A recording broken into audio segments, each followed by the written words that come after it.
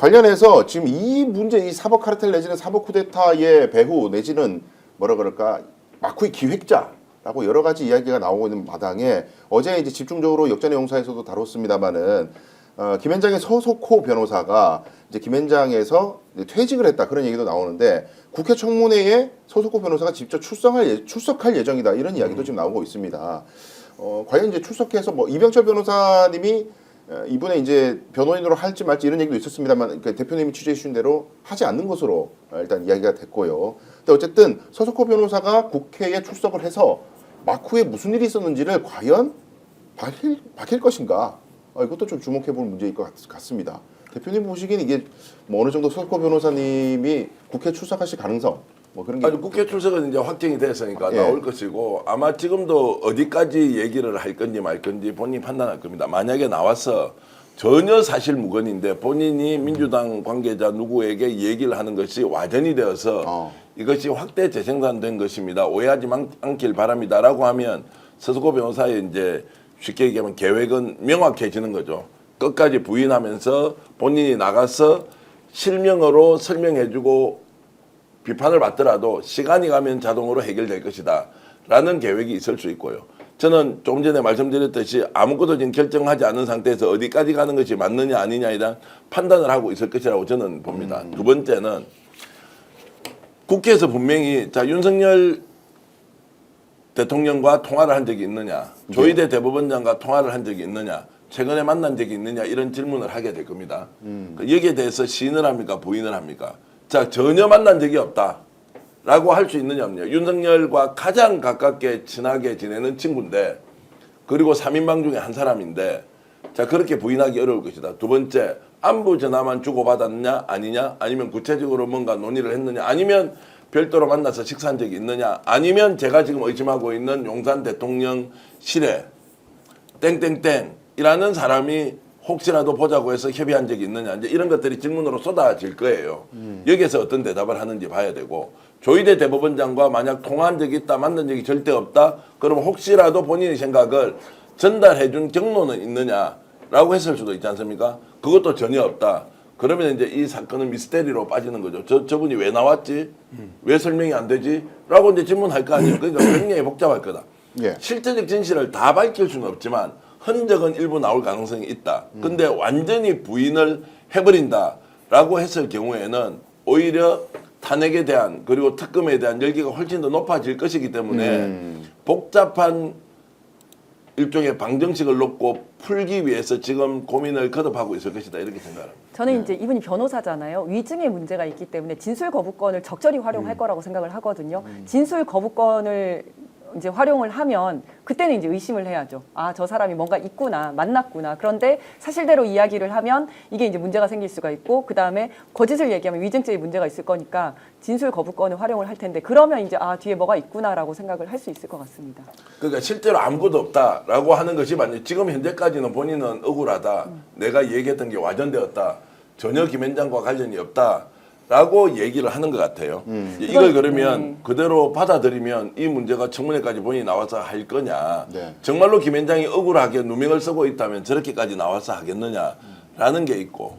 그 저는 지금 이분이 어떤 방식으로 나올지는 잘 모르겠는데 어쨌든 청문회가 굉장히 중요한 일종의 전환점이 될 것이다라는 생각은 합니다. 근데 이분이 지금 사퇴까지 했다는 거 아닙니까? 사퇴가 아니고 사표를 내고 사표를 있어요. 내고 사표를 예. 냈죠. 수리가 됐나요? 예, 퇴사를 냈죠. 네, 근데 이제 이게 사표를 낸 것이 본인이 이제 김현장에게 누를 끼치는 것 같아서 본인이 사표를 냈을 수도 있고 아니면 어떻게 보면 자의반 타의반으로 냈을 수도 있지 않겠습니까? 너 때문에 이렇게 김현장이 난리가 났다라고 하면서 뭐 초비상이었었고 했다고 하는데 그렇다면 그 김현장에게 이제 피해가 가지 않는 선에서 이야기를 할 것 같거든요. 그러니까 그런 것들도 좀 감안을 해봐야 될 것 같습니다. 저는 뭐 서석호 개인, 그다음에 김현장이 했던 역할 이런 거를 규명하는 것도 중요하지만 이제 사실 이제 쉬워 보이진 않은 일이잖아요. 그러니까 그런 상황에서 보면 오히려 저는 그러니까 말 후관예우라고도 부르잖아요. 네, 그만두면 가면 몇십억씩 받고 뭐 몇 개 로펌, 대형 로펌들이 한국 사회를 자주우지한다라는 썰들을 많이 얘기해 왔는데 지금 민주당이 이제 마주하고 있는 어떤 사법 카르텔의 문제에서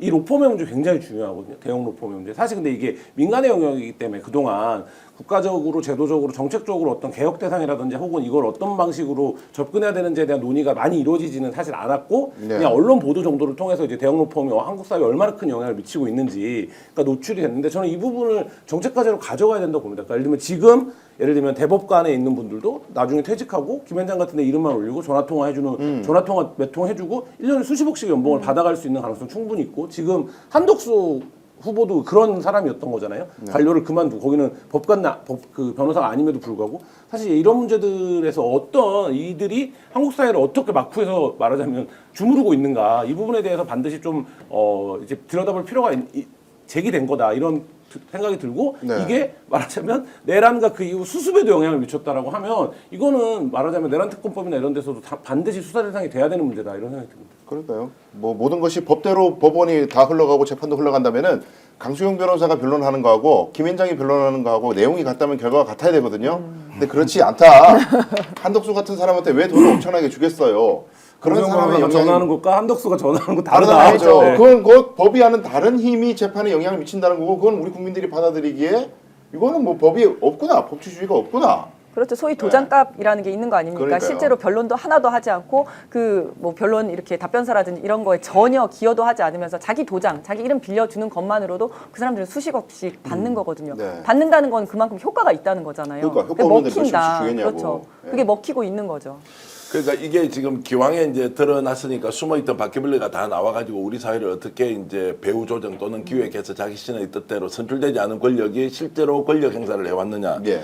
이런 것이 한 단면으로 보여주는 거지 않습니까? 저는 조금 민주당이 설사 중도층의 표심을 조금 잃는다. 저는 그렇게 생각도 하지 않지만 자 대형 로펌의 이런 문제점들은 결국 돈 있는 사람은 재판 잘 받아서 죄를 경감할 수 있고 그렇지 않은 사람은 일방적으로 당할 수밖에 없다는 것이 완벽하게 해결되지는 않지만 대형 로펌이 이제는 국가 권력까지 좌지우지할 정도로 배후에서 있었다라고 하면 이 정권의 문제가 아니고 다음 정권과 다음 정권의 문제가 아니라 그러면 우리는 아예 계급 차이를 인정하는 거다. 힘 있는 놈은 괜찮은 거고 힘 없는 놈은 무조건 죽는데 완벽하게 평등한 세상을 만들 수 없지만 이것을 줄여 나가야 된다는 예. 우리의 일단 공감대는 있는 거지 않습니까? 그러면 그 공감대에서 김현장의 문제가 터져 나왔다라고 하면 어떤 식으로든 법적 제도적 장치를 만들어야 한다. 대법관이 되는 순간 국가 월급을 차라리 더 주고 개업하는데 5년 10년 뒤에 개업해야 한다. 이 사람들 변호사 활동 못 한다라든지 그럼 처우를 해주면 될 거 아닙니까? 근데 거기 나와서 연봉 1억 5천 정도 전후 받는 사람이 갑자기 50억씩 받아.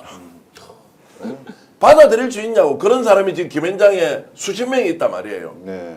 자 그러면 이런 것들을 제도적으로 지금 좀 보완하고 마련하자라고 하면 충분히 그러면 법관은 후관예우를 국민들이 우리 낸 세금으로 정말로 고생했기 때문에 충분하게 대우를 해주고 그 다음에 이들이 언젠가 법원으로 갔을 때는 인맥관계보다는 말 그대로 법리를 가지고 충분히 논쟁해서 이길 수 있도록 해주는 이 구조를 왜 못 만드느냐. 만들 기회가 저는 왔다고 생각하고 이런 보완책만 있으면 일벌백계 한다는 방식으로 질타의 대상이나 비난의 대상으로 사법부나 또는 법관 출신 변호사들을 판단할 것이 아니라 제도적 보완책을 만들어서 그걸 충분하게 예우를 해주고 김현장이 이런 방식으로 하지 않도록 하는 것은 반드시 국회에서 나는 입법 조치를 통해서 가야 한다. 이런 기회에 잘 오지 않는다라는 걸 가지고 좀 명백하게 좀 나서서 이 문제를 다루었으면 좋겠다는 말씀드립니다. 네, 방금 기사가 나왔던 것 잠깐만 소개해드리면은 공수처에서 조희대 대법원장 고발 사건을 수사부를 배당을 했다고 합니다. 수사사부에 배당하고 수사에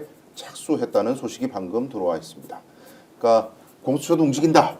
예, 사법 쿠데타 진압에 공수처도 힘을 보탤 것으로 예상이 됩니다. 자, 공수처가 저렇게 하면 이제 또 공수처를 싫어하는 쪽에서는 봐라. 저 이제 정치판에 이재명 정권 들어선다니까 이제 줄서기 하네. 이렇게도 얘기하겠지만 그나마 제가 보기에는 공수처가 있어서 얼마나 다행입니까? 직권남용 혐의가 유력하지 않습니까? 의혹이 많이 있지 않습니까? 그러면 대법원장도 저렇게 공수처를 통해서 수사 받아야 한다. 그래야 좀 자정이 되든 그래야 제도적으로 보완이 돼서 이런 일을 더 이상 벌이지 않겠다고 생각하지 않겠습니까? 예, 그렇죠. 자, 이 움직임들을 숨가쁘게 돌아가지만 어쨌든 머지않았다는 생각이 듭니다. 고비들이 여러 개 있습니다만 잘 헤쳐나가고 더불어민주당도 또 조국혁신당도 다른 야당들도 잘 대처하기를 바라겠습니다. 오늘 방송 어떠셨습니까? 마음에 들었다면 구독, 좋아요로 스픽스를 응원해 주십시오. 여러분들의 구독, 좋아요는 가장 큰 힘이 됩니다. 스픽스 구독, 좋아요.